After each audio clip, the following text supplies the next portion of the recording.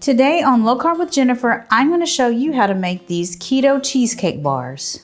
Hey guys, welcome back to Low Carb with Jennifer. Let's get started with these cheesecake bars because I got to get this crust in the oven so we can get ready to do the filling. So we've got to do the crust, and that consists of almond flour, melted butter, and sweetener.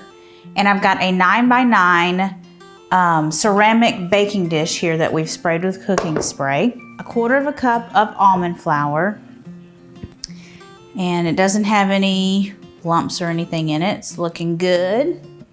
So I need 3 tablespoons of granulated sweetener, some Lakanto. I'm going to stir that up, and I'm going to add 5 tablespoons of melted butter. That's all that we need for our crust. So I'm going to mix this all up until it's mixed really well.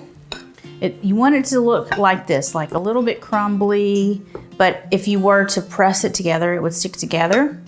So I'm going to pour it into my casserole dish here, and I'm going to use this flat-bottomed measuring cup to flatten it out into an even layer. So first I'm going to kind of like just move it all around to where it's a little more evenly distributed. And then I'm going to press it with my measuring cup.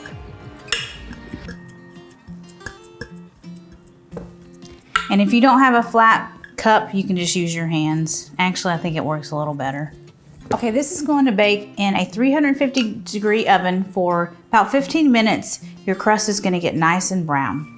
Okay, our crust is finished baking. I'm letting that cool while I make the filling, our cheesecake bar filling. So it's, essentially just a cheesecake, but on a smaller scale. So I'm starting with 16 ounces of room temperature cream cheese. So you want to make sure it's really, really soft. It needs to sit out for hours and get soft. So otherwise, when you start to mix it up, it's going to have like little lumps in it, and it's just not as nice.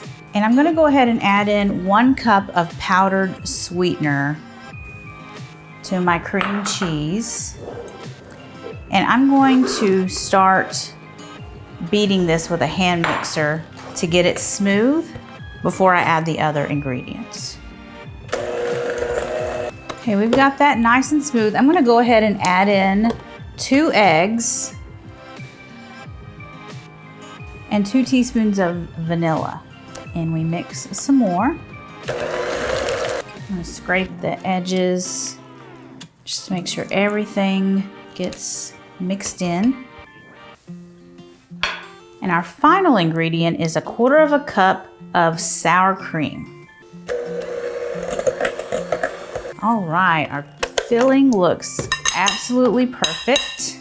So now I'm going to pour the filling into the casserole dish with the crust and spread it into an even layer. So this is ready to bake, back in the oven for probably about 25 minutes. Okay, our cheesecake is out of the oven. It's all ready. It took 20 minutes to bake, and then you want it to chill for at least an hour, probably longer. Like if you're really impatient, you could cut this after an hour. But if you want it to really be nice and firm, you really want to let it chill overnight. So I'm going to cut this into, 16 bars. So first I'm going to cut it in half, and then in half again on each side. And then I'm going to turn it and do the same thing. Cut it in half, and then in half and half. And now I've got a nice little brownie or bar little spatula to get this out. And it comes out so easily, just like that. How cute. That cut out so easily.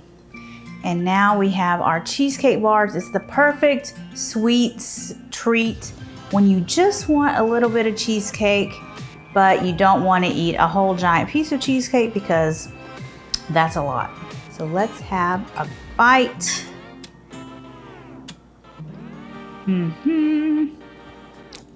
That's so good. Baking the crust ahead of time made it nice and gives it some flavor. Like you can taste the caramelization, and it's not as gummy. It's really good. And of course the cheesecake is just so perfect. Anyway, guys, thank you so much for watching, and check out this recipe. I will see you guys next time. Bye.